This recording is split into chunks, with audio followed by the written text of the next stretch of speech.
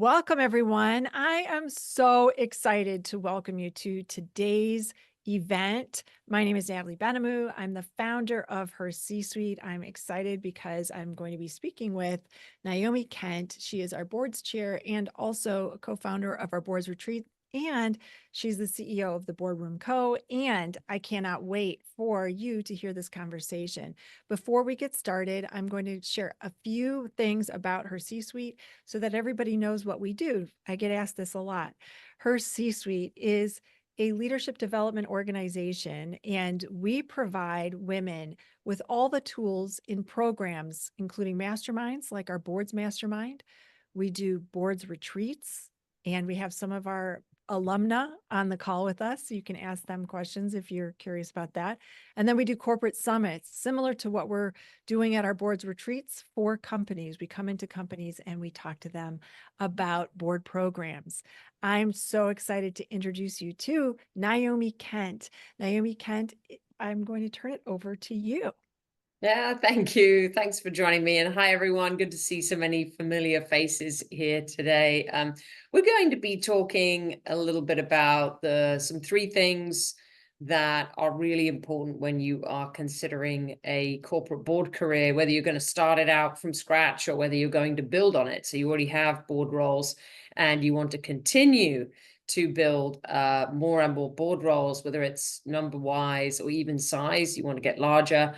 And then also I threw this in at the last minute. We are going to talk about a couple of myths out there, things that you hear people say a lot, but may not actually be entirely true. So I'm going to share a couple of those later on. So thank you, Natalie. Thanks for joining me. Should we kick off and start talking Yeah. about the different strategies? Yeah, let's do it. Let's talk about the strategies. Excellent. Well, I'll start off with the first one, and this is something that probably doesn't come as a surprise, but I don't say this all the time, but it certainly comes up in a lot of the work that we do, Natalie, with our groups and our board circle, which is having confidence around your direction, right? Having confidence around your direction.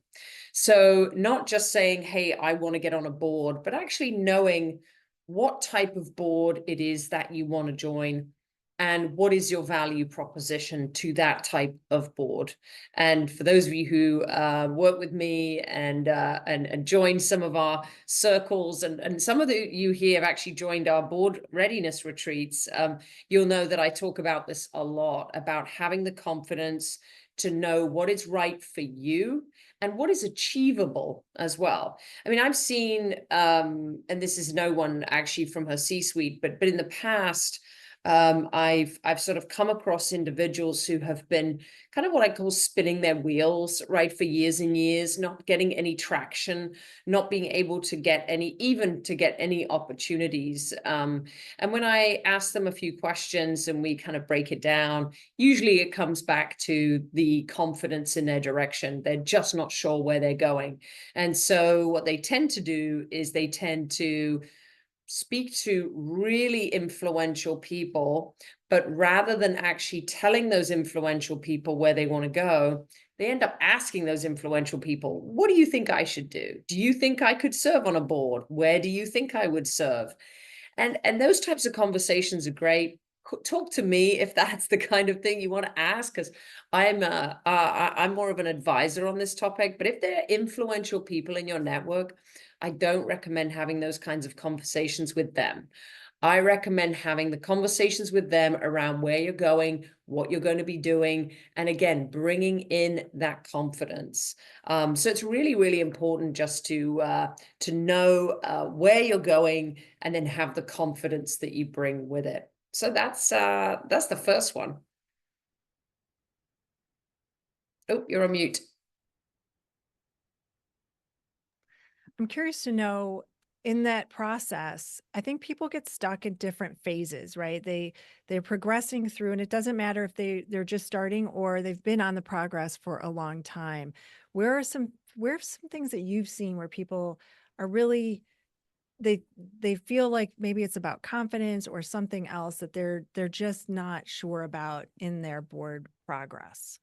Yeah, so some people will say to me, "Oh no, I know what types of boards I want to join. It could be a private company, it could be a public company, and it could be something else." And I think where they're at with that is there's just too many options. And when we break down the strategy around actually seeking a board seat, the strategy for a private company versus public, it's totally different, right? You'll be speaking to the different people. You'll be having different conversations. You'll be pitching your value proposition a little differently because the role of the public company board director is a little different from the private company. So for someone to say, "Hey, I'm just looking for public or private companies," that's also a mistake. So I would challenge you all to think even more narrowly on this. So to your point, Natalie, people are not just saying, "Oh, I'm looking for a board." People are saying what boards they're looking for, but the strategies are so different, right? For how do you find those types of opportunities that, again, they'll probably end up spinning their wheels. So in order to increase your chances, and this is what we're talking about here today, to increase your chances of landing a board seat or at least making progress, I'd like you all to think about what actually is it? Where is that? Where are the details around what types of boards will be a good fit? So narrow it down as much as you can. And the other thing is to think about, realistically, what do you think is the most likely? Now, there's two things that you should consider. One is what does my network look like? Who are the people that I know? I've had a client before, and we started working together, and I said a private company is definitely the first step for you. And then she started telling me about a CEO of a publicly traded company that she knew, like very, very, very well, and that she had already been doing a little bit of consulting with him. And I said, how about we pivot a little bit here and we look at this opportunity? So now we're going to start preparing for public company boards. It's very different. The documentation, the language, the people, everything about it changes. So just that's why it's different, and that's why it helps. So number one, look at your network. And then number two, think realistically. Think realistically. If you want to get on a board in the next 12 months, where is that going to be most likely based on what you know and where you've been, and sure, who you know, but certainly kind of where you're at right now. And if you see, I'd love to be on a public company board, well, most and we did some analysis. I did some analysis earlier this year about first time public company board directors, and most of them had a private company board. Most executives had also been on a private company board, like a corporate board, fiduciary board. So that's a stepping stone, right? That definitely helps when you've had that board experience, even at the private company level. And a lot of them are public company, C-suite, EVP, SVP, sometimes even VP, depending on the company size. So if those things don't line up, your chances of getting onto a public company might be hard. It just might take longer. So in order to gain that experience, in order to then step easily onto a public company board, you have to think realistically about what that looks like. And you might be thinking, well, how do I know? Again, I can chat with anybody. I know, Natalie, you can too. And we have our board circle, which I know a lot of you are members. So, feel free to bring it up or just come to me directly about what that looks like and what your path might look like. And, as since we do have a lot of our members here with us, and in thinking about the what it looks like in terms of differentiation, because I know that it's a very busy field sometimes. And when you're trying to get that board role, sometimes it's hard to know, how do you differentiate? How do you stand out a bit from someone else that might be applying for the same board role, might be networking for the same board role, may have put their hat in for? What are some things that people can do to really stand out in a way that comes across to land that seat? Well, we do a lot of work around branding, around executive presence, and around how you show up when you go to these meetings. And we actually do a lot of coaching and advising, really down to the detail, right? What would you say in your first meeting? What are you expected to hear from the person that you're speaking to? So bringing that executive presence at all times, whether it's just a phone call or whether it's just a Zoom meeting or whether it's in person, it's critically important. But I would say this is the second strategy to landing your board. Every single person here on this call has a unique value proposition. They have something very unique to them that only they have. Okay, each one of you. And you might be thinking, well, yeah, I worked at this company. No, loads of people have worked at that company. Well, I was, a C-suite. Loads of people have been a C-suite. Okay. Well, I had this experience in China. Lots of people have too. So what is it that's different? What do you have that no one else has? Well, what you have that no one else has is your personal reputation and relationships. Okay.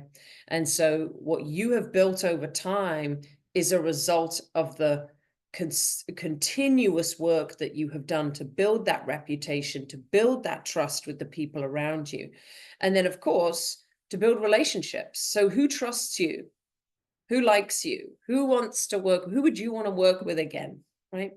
That is going to increase your chances of landing a corporate board. And I'm going to actually work in one of the myths here that I hear a lot from people, oh, you need to go and meet a lot of people. And I think that's a myth personally.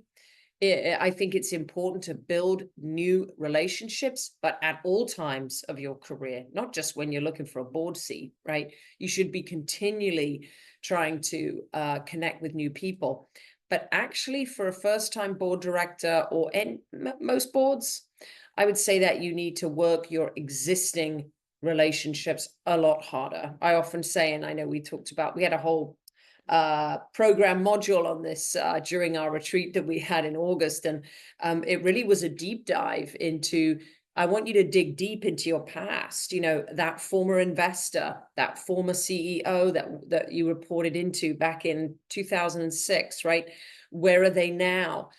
You may have sat a trading desk at Merrill Lynch back in 1997. Where are all those people that sat on that trading desk with you, right? And some people are thinking, oh yeah, they're nobody. Oh, look them up. They may not be, right? So these longer relationships and these trustworthy relationships that you've built over time, I think actually matter more in the short term. That's not to say you shouldn't build new relationships. You should always be building new relationships. But to increase your chances of landing on a board, I think digging deep into your network, really understanding who's who, and then starting to re-engage and rebuild. And for those of you who have lost touch with a lot of people, it's a very good learning moment here for you to say, maybe I should keep in touch with people a little bit more often. We're October 1st tomorrow. I think even holiday music is playing in the stores already. Get ready. You're going to have to send some holiday messages.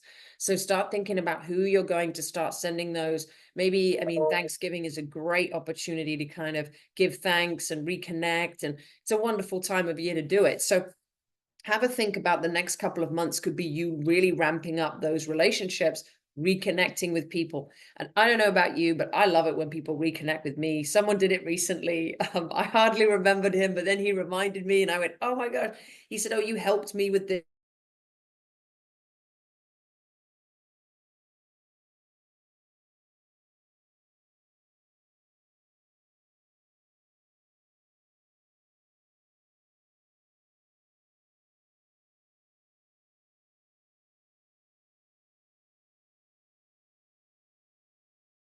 Naomi is frozen. Can you all hear me?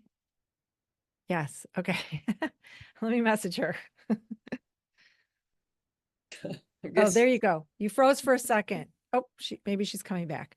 Well, we are going to have questions and answers in a minute. So you'll have an opportunity to interact with Naomi, as you can see. I am back. There you are. I was I don't know about how to long I was uh-oh. talking for there, but it sounds like it might have been a long time. No, When it's did I good. stop? You were on a roll talking about I think Relationships? relationships, yes. Okay, all right, good. Okay, it wasn't too far. I just stopped and I said, "Has everyone else's Wi-Fi crashed or mine?" I'm guessing it's mine. No, so that was number. So that's number two, which is really consider your existing relationships. And consider the value there as well. So that's number two. Yeah, and what comes to mind too when you're thinking about this is um, the time frame. Sometimes people Mm. don't you underestimate. It could take 6 months, or it could take 18 months, or how does one decide as they're making the strategy and as they want to differentiate? What are some things that they should be considering about for the time frame? Yeah, so I've worked with people who have a lot of time and who want to take it slow. Most of the time, the profile of that individual is someone who has a job. They're working long hours. They're traveling. They have families. It's a busy lifestyle, but they've decided that they want to invest in their future. They want to invest in themselves, and they want to do some professional development, and that consists of learning and being prepared to take on a board opportunity. And sometimes their companies have sponsored them as well. So some of them they can take between 2-3 months, sometimes 6 months, and some of them really just want to go extra slow and they want the accountability, and we can push it out to 12 months. So that I see people, especially busy executives. So for any of you who are busy executives, that might be a more attractive offer, thinking through how to get up to speed. But for many individuals, it's something that's been on their mind for a long time. And they have been thinking about it and thinking about it. And then finally, they feel, now is the time. I want 2025 to be my year that I get on a board. I don't want to talk about this for any longer. I want to get up to speed and I want to get board ready. So what also exists are sort of 2 to 3 day retreats, which HerCsuite and I have been partnering on. But it's a fast track program to getting you confident and ready to not only receive board opportunities and find them, because I tell you what, ladies, board opportunities are in front of you. You just can't see them, right? And I'll tell you why in a moment. But also to pursue opportunities and to be proactive. And that's when the magic happens, when you're out there being proactive. And the benefit of a retreat, not only is it, none of us like to waste a lot of time, but you spend 2 to 3 days just really quickly getting up to speed. But then we also have check-in sessions once a month for 12 months. So for those of you who think, oh yeah, I remember I went on that training program and then I forgot everything the minute I left, right? And I did nothing after that. We do not want that to happen. So we have the retreat, and then we have a continued what we call momentum, actually. So it is continued momentum. So we don't want to drop the ball. And I think it's extremely valuable for people who are just busy in general, right? And who want to make sure that they continue to work on their board career. And so we're there to support. And I think some of these meetings also, it's not just, hey, how are you doing? What's been going on? But someone might say, hey, I had this great meeting, or I had this meeting, it didn't go well, or this is how it went. We can talk about how to avoid that happening in the future, or we can share all our insights and our ideas with each other. So it's a great way to keep track and to stay connected with the group. One of the things that I've seen and I've noticed really is that confidence piece, and it doesn't matter how senior you are, how far along you are in your career. There's always going to be a moment where you aren't so secure, and especially boards is it is not like getting a job. It is very different from getting from that and shifting your mind.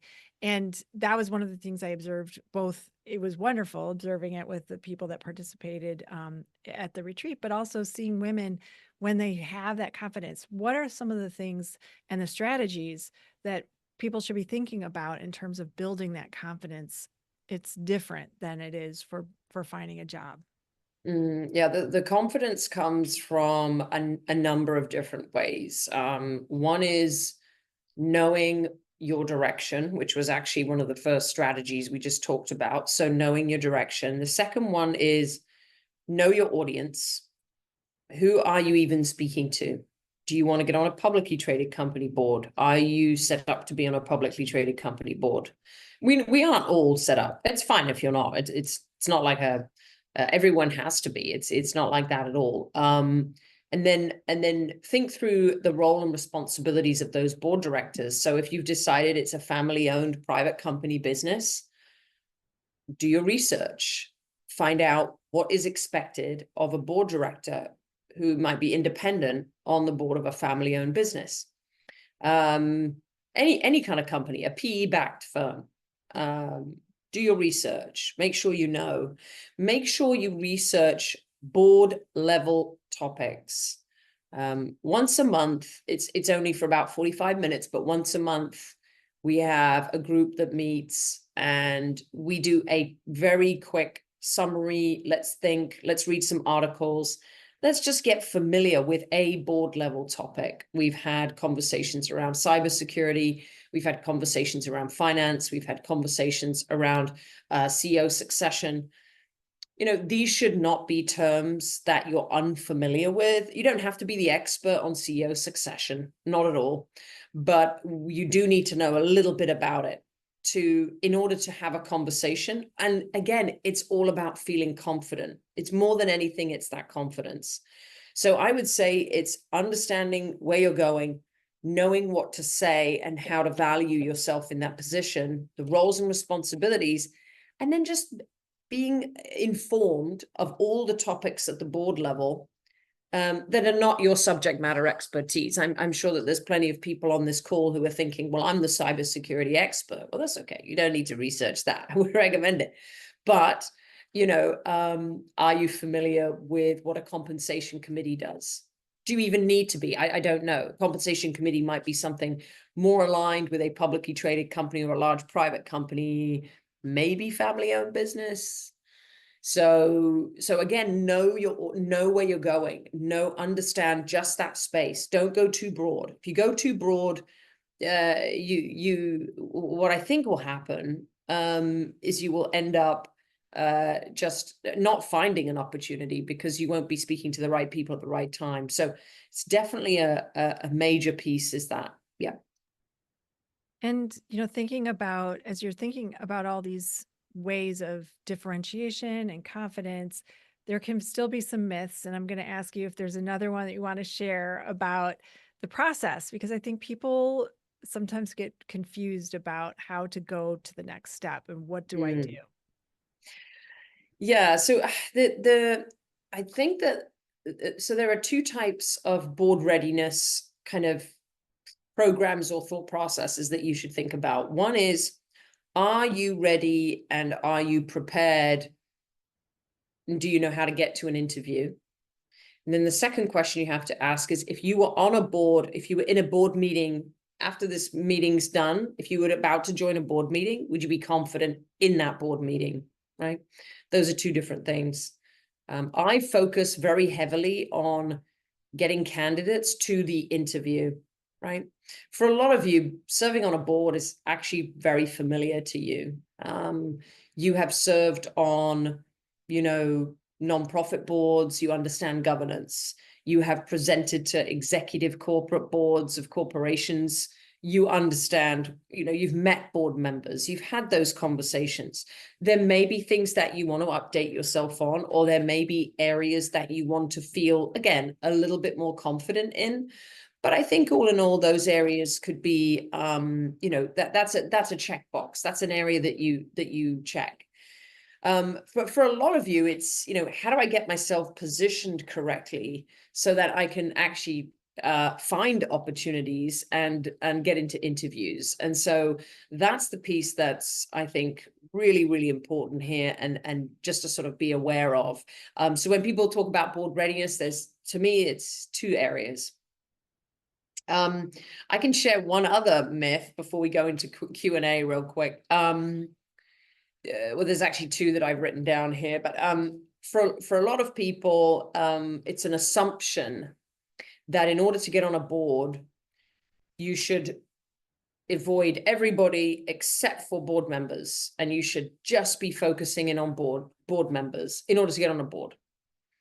And that is just not the case at all. In fact, most of the people making the decisions about the board and calling the recruiters are the CEOs, and usually CFOs, COOs, and GCs, general counsels. They know, right, that there may be a board change happening in the future, and they usually know before they have informed the board. So I would challenge you all to think about that very carefully. If the only people that you are working, meeting with and building relationships with are on boards, and they are not CEOs, they are not CFOs, then I would challenge you to think a little differently and start looking at the people in your network who are executives. And that's another benefit, of course. Her C-suite, we have a lot of executive professional women who do make decisions about their own boards, right, and about their own companies. And then the second one, I don't know if we have any Q&A yet, or we have any questions around this, but a lot of people say, do I need a bio? Do I need a resume? What's the difference? So again, everybody thinks they have to run around with a bio. Depends on the board, right? So it depends on what you're applying for, and that bio should not be an executive bio. And I think we could probably have a whole other session about bios and resumes, but that bio should not just be an executive bio of who you are. I see a lot of them and they look like speaker bios almost, right? Which is great for a speaker role, but not for a board role. So it has, know your audience. That's definitely one of the strategies here of like how to land your board is know your audience. The documents should be tailored to the audience. The type of document should be relevant to the audience that you're speaking to. Just a quick example. A publicly traded company will definitely be looking for a bio, a very buttoned up, formal bio. A PE-backed, portfolio company board, I don't think a bio is necessary. I think a board resume is necessary, just because it'll be quicker and easier to read and get through. So know your audience.